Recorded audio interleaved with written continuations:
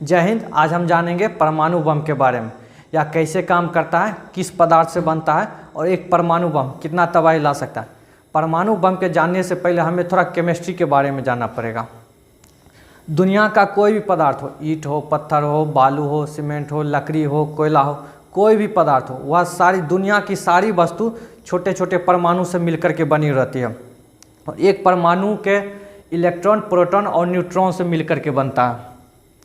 परमाणु के नाभिक में प्रोटॉन और न्यूट्रॉन रहते हैं। प्रोटॉन पर प्लस चार्ज रहता है और न्यूट्रॉन उदासीन होता है, और वही इलेक्ट्रॉन परमाणु के नाभिक के चारों ओर चक्कर लगाते रहता है।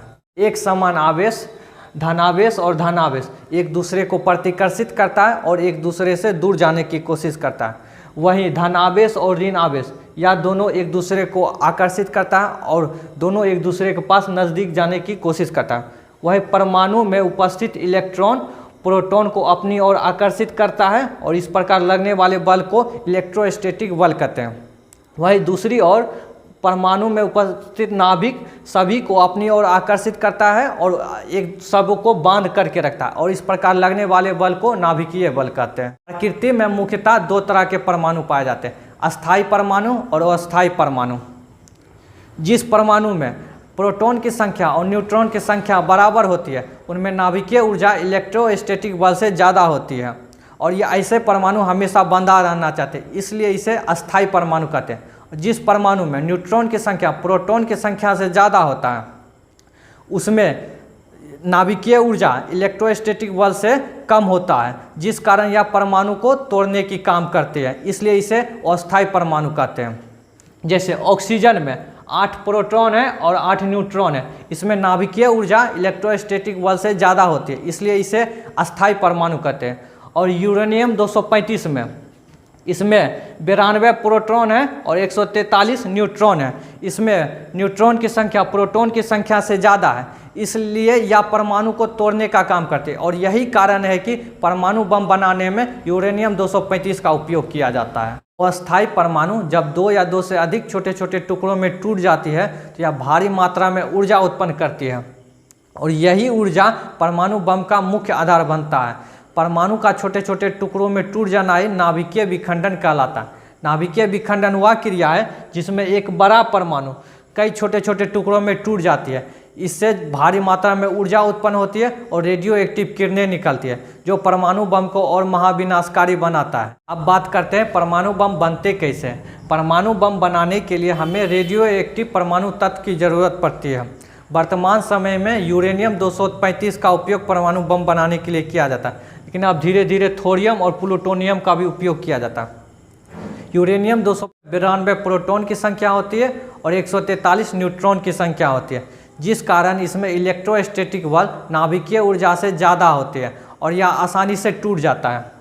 यूरेनियम 235 को तोड़ने के लिए इस पर बाहर से न्यूट्रॉन की बौछार की जाती है और यह आसानी से टूट जाता है, इसलिए इसका उपयोग परमाणु बम बनाने के लिए किया जाता है। अब बात करते हैं परमाणु बम वर्क कैसे करता है। यह एक परमाणु बम है, इसका यह बाहरी भाग है जो बहुत ही मजबूत स्टील से बना रहता है।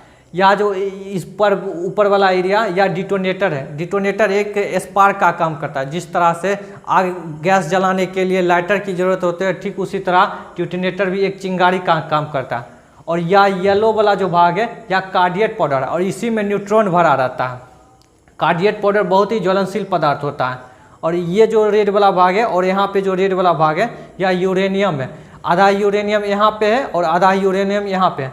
जब डिटोनेटर से कार्डिएट पाउडर को जलाया जाता है तो इसमें जो मिला हुआ न्यूट्रॉन रहता है वह यूरेनियम को तोड़ता है, और फिर यूरेनियम में जो न्यूट्रॉन रहता है वह बहुत ही तेज़ी से आता है और यहाँ वाले यूरेनियम को तोड़ता है, जिस कारण से यह साइकिल बनाते हुआ चला जाता है और एक बहुत ही बड़ा विस्फोट होता है। जब न्यूट्रॉन यूरेनियम से टकराता है तो यह यूरेनियम को दो भागों में तोड़ देता है, और फिर यूरेनियम में जो न्यूट्रॉन मौजूद रहते हैं वह टूटे हुए यूरेनियम को फिर दो भागों में तोड़ देता है, और ऐसे ऐसे करते करते हुए एक चेन साइकिल बनता चला जाता है। जब यूरेनियम टूटता है तो बहुत सारे मात्रा में एनर्जी और रेडियो एक्टिव निकलते हैं, जिस कारण से यह ब्लास्ट हो जाता है, और यह साइकिल तब तक चलाता है जब तक पूरा यूरेनियम के परमाणु टूट ना जाए। बात करते हैं परमाणु बम को गिराया कैसे जाता है। परमाणु बम गिराने के लिए एक बहुत बड़े जहाज़ की ज़रूरत होती है। जहाज़ को या तो बहुत ज़्यादा ऊंचाई पे ले जा करके बम को गिराया जाता, या फिर बम में ही पैराशूट लगा करके उसे धीरे धीरे ज़मीन पे गिराया जाता। परमाणु बम जब ज़मीन पे गिराया जाता है तो या डायरेक्ट ज़मीन पे ले जा करके उसको नहीं फोड़ा जाता है, ज़मीन से लगभग 100 मीटर या 50 मीटर ऊपर पे ही रहता है तब उसे फोड़ा जाता है। अगर डायरेक्ट ज़मीन पे ले जा करके गिरा करके उसे फोड़ेगा तो वह ज़मीन के नीचे धंस जाएगा और जितना भी उसका विस्फोट होगा और रेडियो एक्टिव किरणें है तो उसका वो ज़मीन ही सोख लेगी। इसीलिए वह परमाणु बम को ज़मीन से 100 मीटर या 50 मीटर ऊपर पे ही फोड़ा जाता है, जिस कारण से उसका रेडियो एक्टिव तरंगें ज़्यादा दूर तक जाती भी है और वह ब्लास्ट भी बहुत ज़्यादा दूर तक करता है। अब बात करते हैं परमाणु बम तबाही कैसे लाते हैं। परमाणु बम जहाँ पे फटता है वहाँ से 1 से 2 किलोमीटर के रेंज में लगभग वहाँ का तापमान 10 करोड़ डिग्री सेल्सियस तक बढ़ जाता है। उसमें जो भी आ जाए, घर, मकान, गाड़ी, आदमी जो भी आ जाए वह भाप बन के उड़ जाता है।